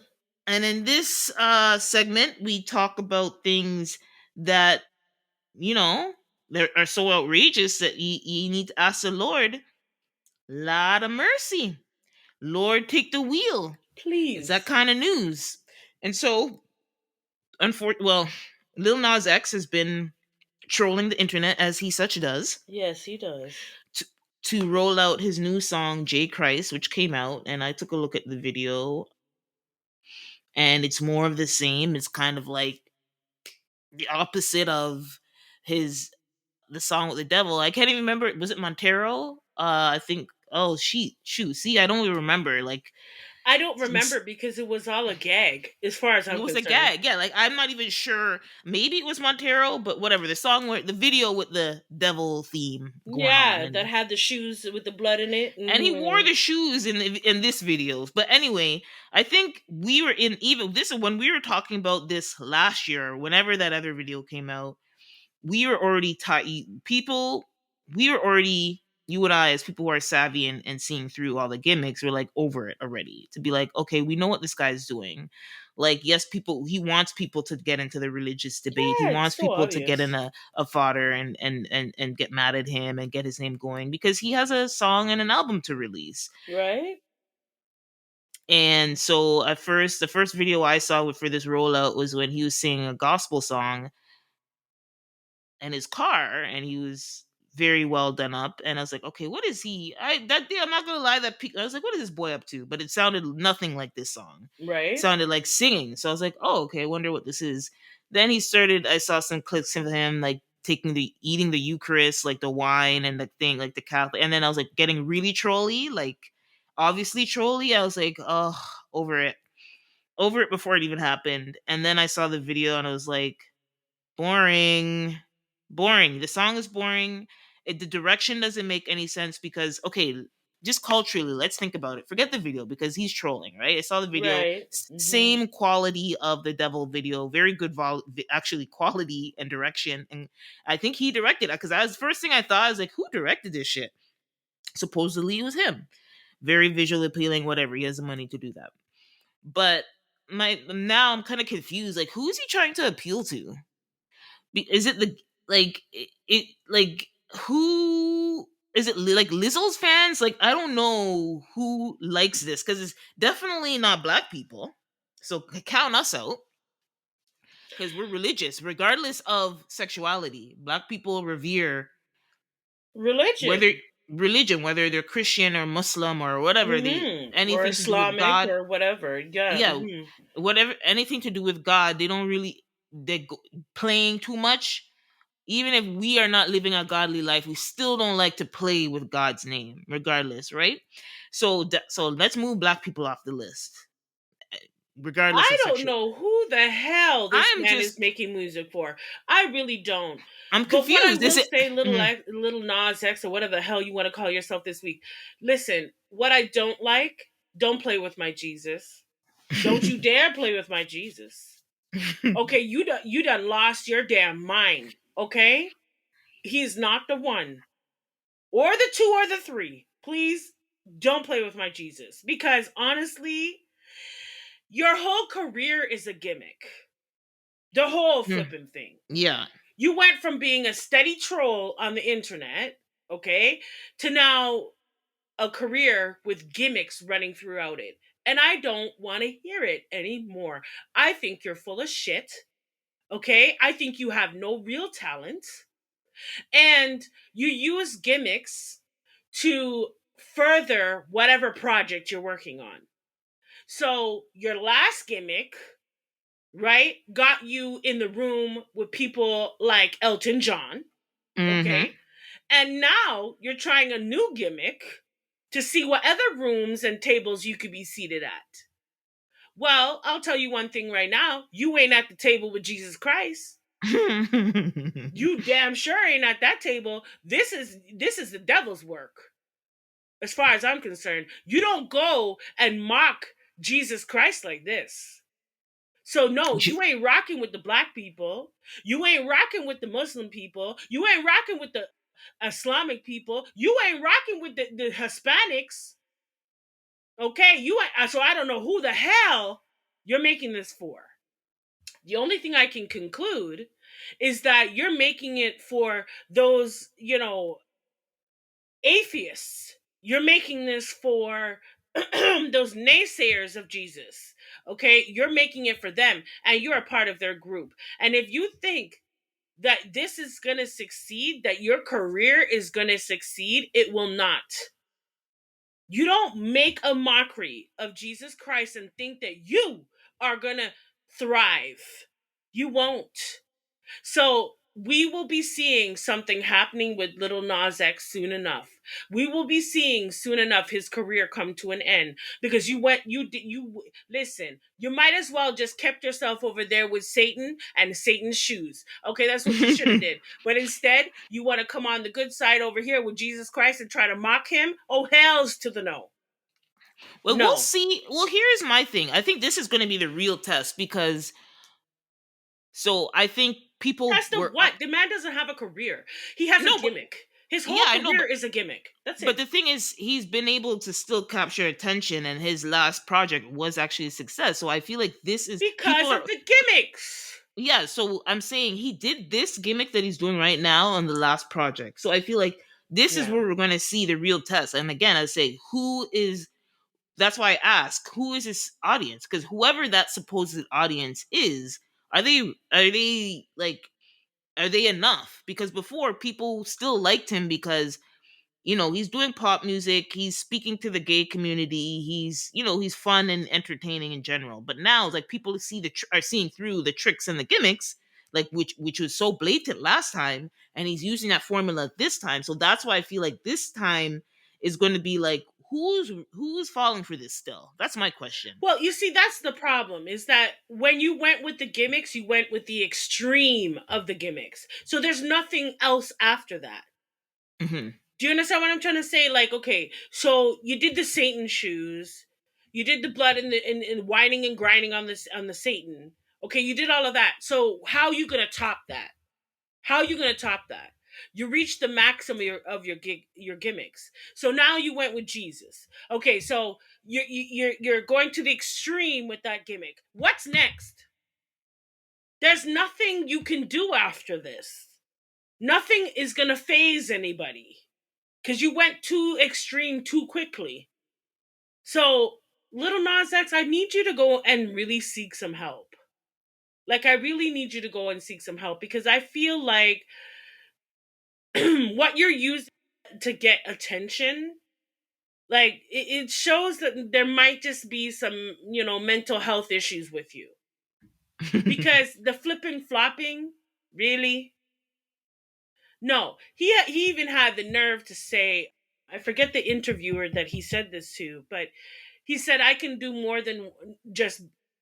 What did he say? He goes, I'm paraphrasing, but he Hmm. says I can get down on my knees more than just for to praise God. Like I can get down on my knees to suck dick as well as get down on my knees to pray to God. Okay, he's playing. Okay, he's a joker. he, He's a he, whole joke. He's a he- whole flipping joke. All this man's career is a joke. And to be quite honest, after he did that big stunt, Mhm. Little Nas X, his people started to trickle away from him. Yeah. Okay, and now you're doing this next big extreme. So what's next? You don't have anything left after this.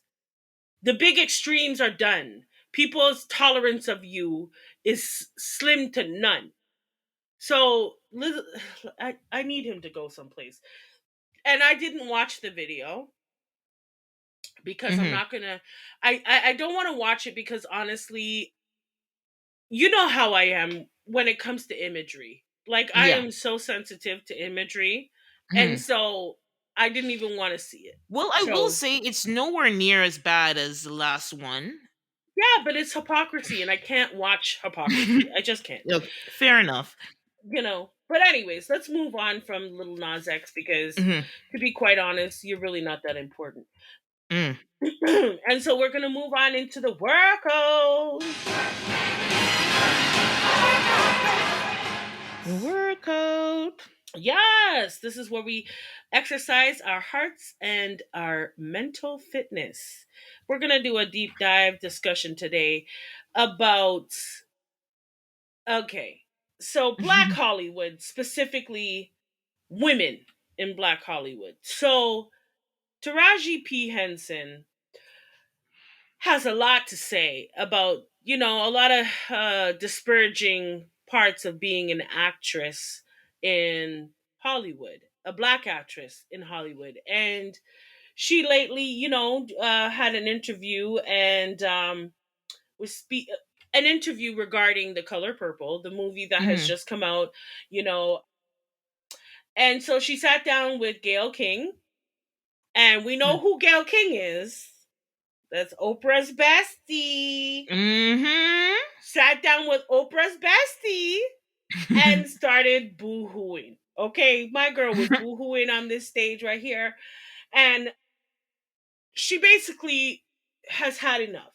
She's had enough of the lack of respect, the lack of the pay gap, the bad treatment that a lot Hmm. of black actresses have to face in Hollywood, Yeah. right? And it's unfortunate because a lot of the black actresses that we see are phenomenal. They're phenomenal actresses. And to know that behind the scenes, they're going through it. Now, 10 years ago, Monique had mentioned this. I just wanted Yeah. to put that out there. Mm-hmm. Monique and Viola Davis mentioned this many, many years ago when when Yeah. she was asking everybody to boycott Netflix. Yeah, remember the boycott? Right, okay. So let's bring it up to modern day now. And Taraji, she basically stated, this is a statement from her. She says, "I'm just tired of working so hard, being Mm. gracious about what I do, getting paid a fraction of the cost." Mm-hmm. So we know that, unfortunately, black actresses in Hollywood, they never get what they deserve in terms of how they're paid and how they're treated. And every project that they're on, it's like a fight that they have to prove themselves and their worth. And so this is something that Taraji has said, I've had enough. I've had enough. I'm tired, and Mm. I'm considering quitting Mm. altogether. Yeah, I'm that's what she said. considering coming the hell up out of this game. Mm-hmm. And I can understand why, right? Please And I don't, can Taraji. Please don't. But No, I we get it. need you out here. We need you out here because you are awesome at what you do. But I do understand the disparity. I do understand what you're going through, even though I'm not an actress. I know what it's like to be a black woman and to get less than all my counterparts that I'm working with. And Mm. so we go into this with Taraji and what she said on the cast of The Color Purple. She also mentions how they were treated, and they weren't treated very well. And unfortunately, Oprah's name got ran right through all of this horrible treatment. And yes, we know that on The Color Purple, Oprah was a part of the production, but she was not a part of the smaller parts of this movie, such as Mm-hmm. the trailers that the actresses are in or the food that they eat. And so once Taraji bring it to Oprah's attention, she quick, fast, and in a hurry, remedied the situation. Right? Mm-hmm. But Taraji's point is, why do we even have to remedy it? Why Mm. why Yep. why is that even a problem? We're actresses on your set. Why am I driving myself to work? Well, that bothered me. That bothered me. Yeah. Right? And that was another issue on the Color Purple cast, that they were given rental cars to drive to set. And someone as popular as Taraji P. Henson is driving herself to what she look like here. Listen, she can't go on the regular street like you and I can. People can spot her from a mile away. You Yeah, know, but outside of the celebrity aspect, let's forget that, right? It's also a liability. big Which, liability. Big as a, like, liability. your talent, just like you work, like, I'm here hired to act. I'm not hired to drive myself. You know what I Right. mean? Like, so if Right. I'm in working hours, and from what I know, people who work on set, they literally, generally, they hire these TV shows, everything. They hire people to drive the talent around. That's right. They sure do. And so it was an issue, and I totally understand why she had an issue with it. It is a liability. And so Oprah did what she could do. Hmm. Unfortunately, she got a lot of backlash from this. A lot of people had things to say about Oprah. And I don't think it was fair that Oprah got thrown under the bus, because I don't think she specifically had something to do Yeah, with because it. people automatically made that assumption. So I do appreciate that she cleared that up, because I was like, what is going on? Why is Oprah getting, like, there was like this Oprah hate train going on for a little bit, and I didn't get it. But so I'm glad they cleared it up. So, because people were just making assumptions. Remember, Oprah's not the only producer. Steven Spielberg's production company was also the headlining production company on That's this right. movie. So let's not forget, everybody. It's just Just want that's why it's unfortunate that Oprah's name got dragged through the mud. to.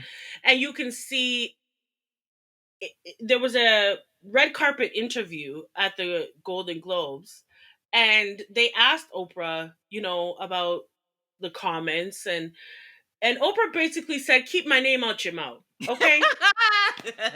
At the end of it all, she was just like, "I just don't understand why my name is being brought up in this." You don't understand, Oprah? Right?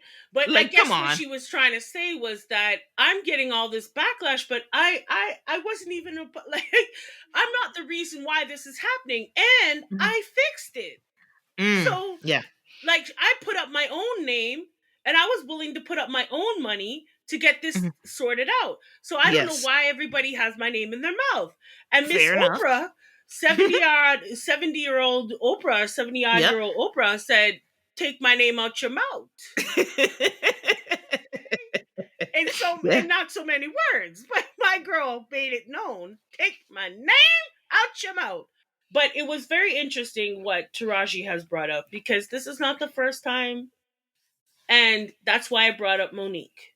So we Yes. all know with the boycott 10 years ago, 10, almost 11 years ago, Mm-hmm. Monique was saying the same thing with Netflix. Why am I am considered an Oscar winner, an amazing actress, a, a wicked comedian. Why am I being lowballed? Why am I the one that you want to offer 500,000 to?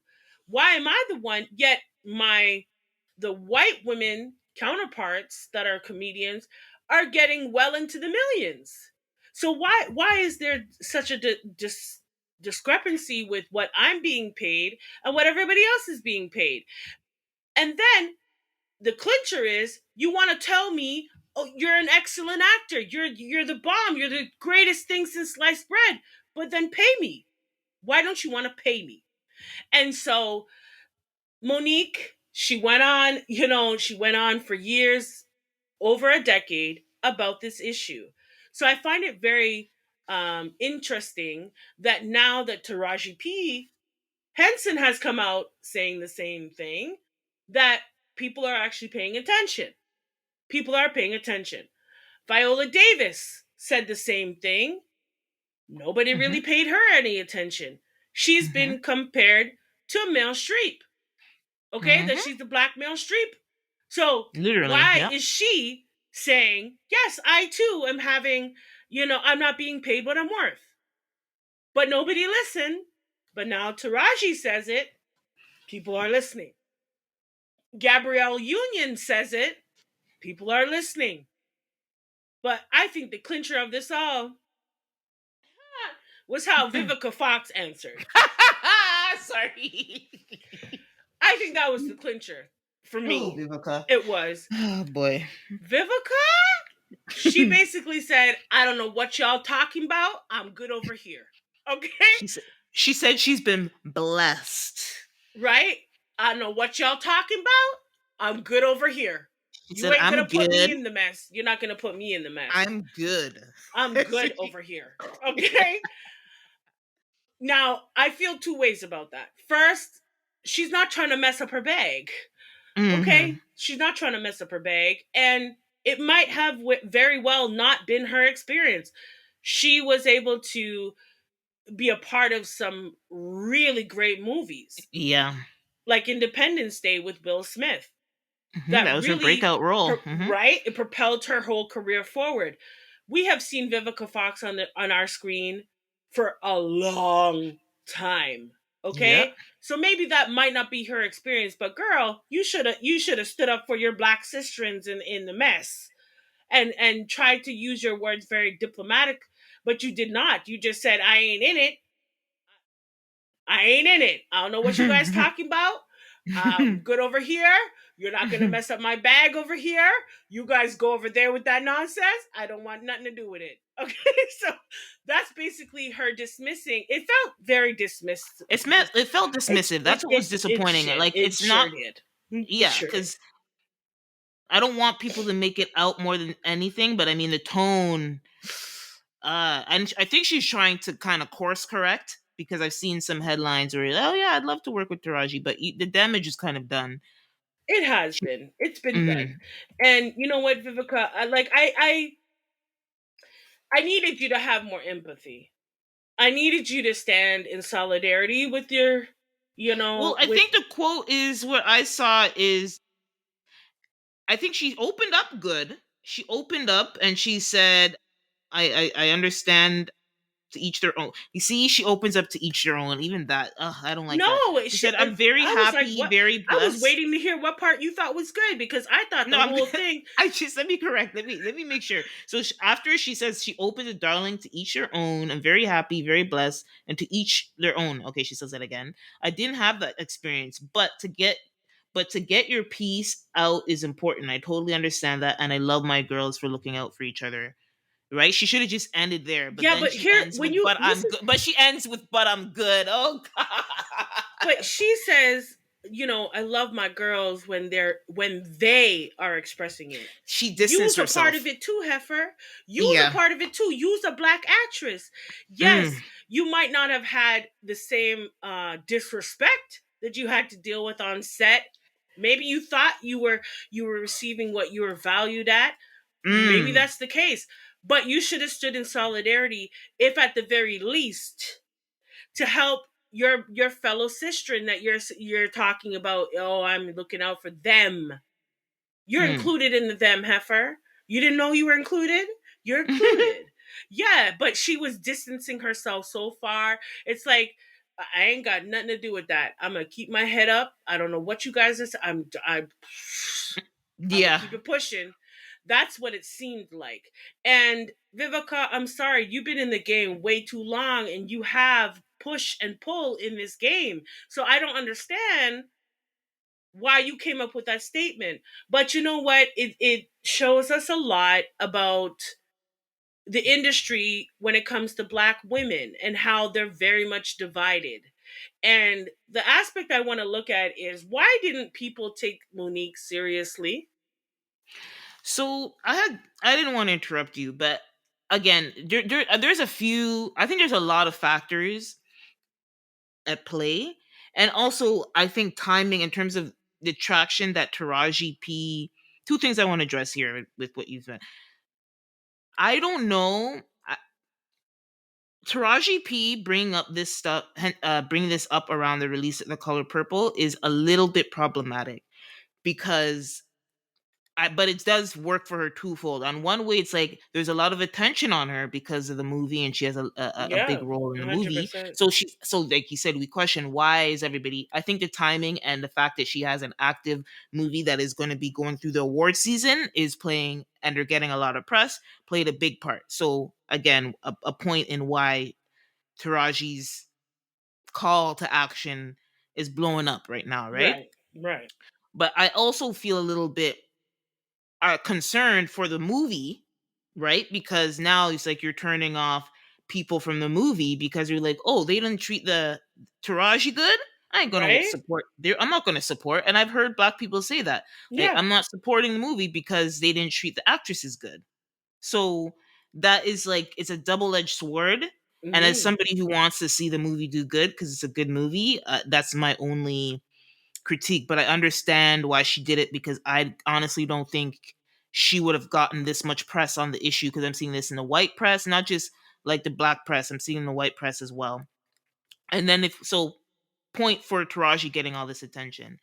Now we go on focus on Monique. Something I want to distinguish with Monique. Monique, it's complex, but remember, Monique started the Netflix thing before she started talking about Lee Daniels and Oprah because I think after a while she really felt compelled to expose what happened to her career because everybody's like, why would Monique ask for millions of dollars and blah blah blah, Right. right? Hmm. But something I've thought about with Monique too is again, run her coin, but remember she was talking about a stand-up comedian, a stand-up special, Right. right? Monique won awards for acting. That's right. So if she was up for a movie production or a TV production at Netflix, I would hope that they would respect the resume. We don't know, right? We don't know. But I would hope, right? But in terms of stand up, she needed to that was her re-entry into stand up. Monique didn't do stand up for over maybe by that time almost a decade. Well, And I'm not saying she again, you should that should some of the everything sitcoms that she was involved with was very, yeah, it but I'm had saying comedy in it, but right? Hmm. stand No, up I and know, I again, yeah. understand. But Mm. those sitcoms like I forgot the name of it right now. But the sitcom that she was involved with had Yes, a yeah. it was a combination of both acting and comedy. Yeah. No, don't get me wrong. I No, think no, she I hear still what was you're saying though. I hear what you're she would saying. It still is too much. and maybe It's two I'm different trying realms. I don't Yeah. want to seem like I'm trying to justify her getting lowballed. Again, I don't I even if they wanted to lowball her, I think just based on her name, they should at least given her a million.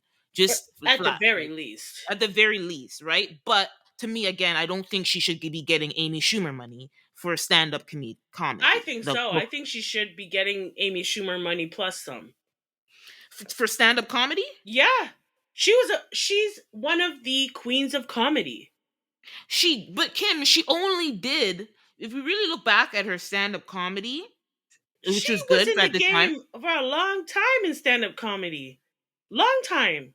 but she was out of the game for a long time of Yeah, stand-up well, comedy. well, that's the thing. So her comedy career, propelled her into roles with the Yes. sitcom where Mm-hmm. she could mix comedy and acting. And Mm-hmm. she did that for a while, and then she Mm-hmm. went on to act. So yeah, Yep. I see what you're saying. She's reemerging as a comedian in this special. But based off of your resume, girl, you should have made well over what Amy Schumer made because Amy Schumer hasn't put in that much work. Well, we don't know. I don't know. I don't know. But Amy Schumer was consistently doing stand-up. But anyway, I'm getting lost in Right, this. Who right, cares? yeah. Like, forget. Regardless, they lowballed her, but I'm saying there's a, between the two different art forms, I'm not crazy mad at Netflix at that. But where I am gonna give her props and say there is a double standard is when she was talking about the issues with why she kind of got blackballed because obviously she didn't want to do free international press Yeah. for Precious when she was up for award season. They're pushing a movie internationally, and then that pissed off Oprah, Tyler Perry, and Lee Daniels, who were exec producers and everything involved with that movie. And so she didn't work in any big. She didn't get the career post Oscar win that she Hmm. probably expected, and obviously she has a lot to be concerned about, and she brought that up. And if people just wanted her to shut up, I feel like people really didn't give her grace. I feel like but I think her starting her her cry to action with boycott Netflix was a little bit. That's when people were like, "What, bitch? What? Boycott Netflix? Right? What?" Must be out your damn mind. I think she start like if she started with the story of what happened Right. with, like, she could explain that the Netflix lowballed her, and she could explain what happened with her career, and in connecting the two, in that Right. they're lowballing her because I haven't been in anything big in a long time, and haven't been in anything big in a long time because this is what happened. Right. And I think people would still have a little bit more sympathy, but I do think there was a double standard because she came out so strong. And there's nothing wrong. She's speaking up for herself. You have to be strong to speak up for yourself because people are always going to try and put you down. But And she did do that. But where was everybody else to speak up for her too? Because you know yeah. what, Taraji, you didn't just get lowballed now. Mm, Okay? You've mhm, been in this career. You've been trying to establish yourself. She even said in the beginning, you just want to get your name out there. So mhm, you've been in the same position that Monique was talking about 10 years ago. Yet you mhm. said nothing. You said nothing to back her. Okay, Gabrielle, you've been in this damn industry for donkey ass years. You actually were one of those actresses that could cross over Yep. into films that were not specifically catered to black people. So Mhm, you were in the Bring It On. You were the cheerleader in having the dance off competitions. You were in movies that were not specifically catered to black people. So where were you to say something for Monique? You said nothing. Not a word.